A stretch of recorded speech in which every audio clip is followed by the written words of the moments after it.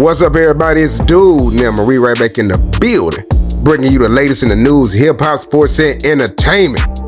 And just when things couldn't get any worse for Dude Love, Brother Love, Mr. P. Diddy himself, Cassie has filed a $30 million lawsuit claiming that Diddy did a lot of damage. I'm talking about bad damage, bad things to her during a past relationship. And DJ Akademiks on his show, from the 62-page document, DJ Akademiks broke down the whole full document, and he responded to a lot of things that was in the documents that Cassie lawyer has filed. I mean, in these documents, you guys, it's saying that P. Diddy may be the devil's son himself. I mean, P. Diddy is really out here looking bad, y'all. But DJ Akademiks broke down some of the things that was in these documents, and we finna get to that video footage, and I'll give y'all my commentary in the end. Amounts of designer clothing. Around 2008 to 2009, he began to rent an apartment in Manhattan for Ms. Ventura. The apartment was within walking distance of Mr. Combs' New York residence. He first showed Cassie the apartment by bringing her there along with her parents. Ms. Ventura's parents were skeptical of the mogul's display of wealth, but proud of their daughter's newfound success. Around 2010, Diddy similarly paid for an apartment for Ms. Ventura in Los Angeles, which was located about 5 minutes away from Mr. Combs' residence. He paid for many of her apartments in California and also purchased a Jaguar for her around 2013 and 2014. In all aspects of Cassie's life were controlled either by Mr. Combs or his management companies. Every event she went to, from travel to the makeup to the clothing, was paid for directly by Mr. Combs or affiliated companies. Compounding this all-encompassing intrusion into her life, Mr. Combs secured his control over a young and impressionable Cassie by introducing her to a drug-fueled lifestyle that kept her complacent and compliant. She first introduced Miss Ventura to opiates around 2008 and would often have pills out in the open like candy. Upon information and belief, Mr. Combs had been addicted to prescription painkillers and took ecstasy frequently. Okay, so Diddy was addicted to painkillers and ecstasy. Okay. At first, Cassie was given the prescription that Mr. Combs received from a doctor in Miami. Eventually, Diddy exhausted his supplies of pills, and he demanded that Cassie procure prescriptions from this Miami doctor in her own name. Diddy also became deeply involved in her personal life, with his personal staff attending to her day-to-day travel and other needs, including medical care. On multiple occasions, he had her personal medical records sent directly to his email address. For example, when she started experiencing memory loss, potentially to the extent excessive drug use or the head injuries caused by Mr. Combs' beating. As described below, her MRI results were provided directly to Mr. Combs. Mr. Combs repeatedly arranged for his staff to drive her to certain doctor appointments. In this way, Mr. Combs exerted ownership over Ms. Ventura. As another example of the ways that he manipulated her and assured obedience early on in the relationship, he asked her what she called her grandfather. When Cassie said that she referred to her grandfather as Pop, Diddy perversely insisted that Cassie referred to him with that same nickname. Let me read this again.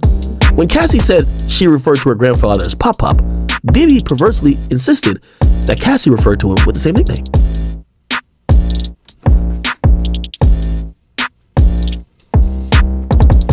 Okay. What started as a whirlwind of celebrity memes and drug and alcohol-fueled parties, however, quickly turned frightened and violent. She was exposed to intense violence that pervaded Diddy's rise to fame. For example, on one occasion, Diddy and Cassie were using drugs together in his home.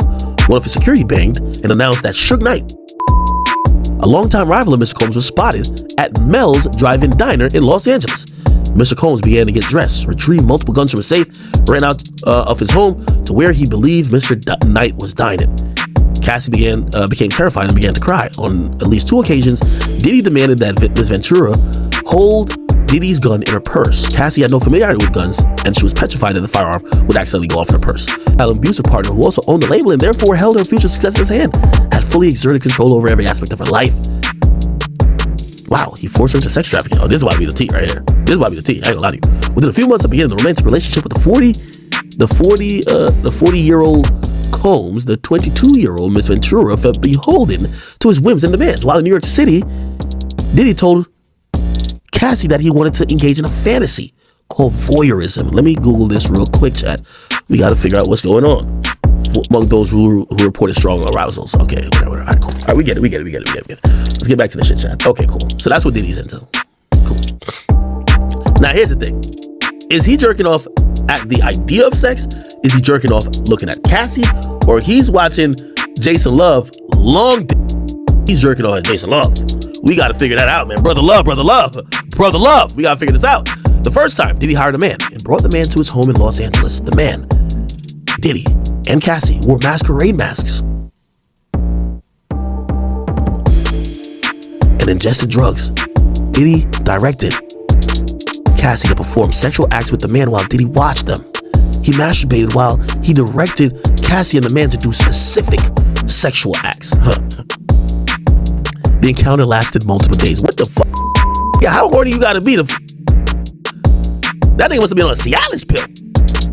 That boy Diddy was on a Blue Chew. That nigga must have been on the honey pack. Called the arrangement a freak off, or a FO. He repeatedly tell Cassie at random moments he wanted to do a FO. And Cassie was eventually expected to facilitate the location and the hiring of male sex workers. At certain times during Cassie's and Diddy's relationship, he would insist on a weekly freak off. He would repeatedly tell Cassie that this practice was our thing and our secret. The FO would often take place in hotel suites, including the Trump International. I'm at the Trump International, ask for me, damn, okay. In Columbus Circle, L'Hermitage, Beverly Hills, the London in LA, the Intercontinental in Century City, the Intercontinental Atlanta, and the Intercontinental New York City, the One Hotel in New York and in Miami, the Mandarin Oriental Hotel in New York and in Miami, the Fountain Blue Miami, the Beverly Hills Hotel, and the Shutters on the Beach in Los Angeles. On one occasion, around 2013, Mr. Combs had a freak-off set up at the Intercontinental Hotel in New York City, after which he was charged with tens of thousands of dollars for damages by the hotel. Upon the information and belief that Mr. Combs' chief of staff, Tony Fletcher, paid the invoice charged by the hotel.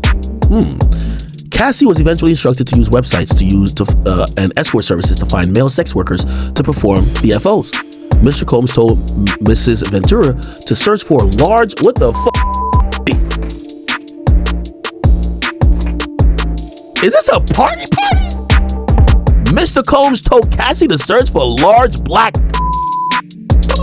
Shrek. Yo, chat. I'm still putting in London. He already, listen, are we reading the same document? First of all, Diddy and London. You hear when these things was going down? Meet me at the London. I don't want to meet Diddy in the London Hotel in London Bridge. Nothing with London in it, nigga. I'm sorry, okay? We ain't meeting nothing with a London in it, nigga. Nothing, okay? Nigga, over the last 2 weeks, nigga, I'm about to start walking around with a one. Diddy's trying to bring me to the London. Oh, man. Listen, protect Axe Anus. Real talk, though. Real talk. Hey, Akademiks. You still want to go to London with Diddy? Hey. But to be on the real tip, everybody, now listen. We gonna try to, let's take this back a little bit to try to figure out, like, where is all this, coming from with Diddy? Because everything is, they coming for Diddy. The powers that be, seems like they got their eyes on Diddy right now, and it's his turn to pay up. But let me break down what I'm trying to say, y'all.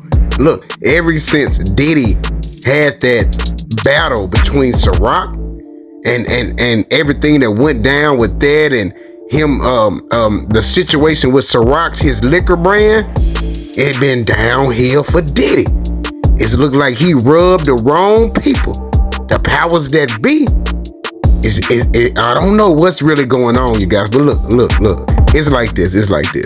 Right now, Diddy is in the spotlight for all the wrong reasons. He's in the spotlight for all the wrong reasons. And we can even take it back to when Jaguar Wright came out with a lot of things she was saying about the industry. But a lot of it was really pointing towards Diddy. She had said a lot of this stuff. Jaguar Wright came out with a lot of stuff and, had a lot of things to back it up. But it seems like right now, Diddy is definitely in the fray. And it seems like I don't know, guys. I don't know. The powers that be may be calling for Diddy. Yeah, it seems like, it's getting bad. It's getting bad. But y'all let me know in the comment box below what y'all think about DJ Akademiks and the whole Diddy and Cassie situation. And if this is your first time to the channel, make sure you give that video a thumbs up and subscribe on your way out. This dude, I'm in the building, and we'll see you guys on the next one. Yeah.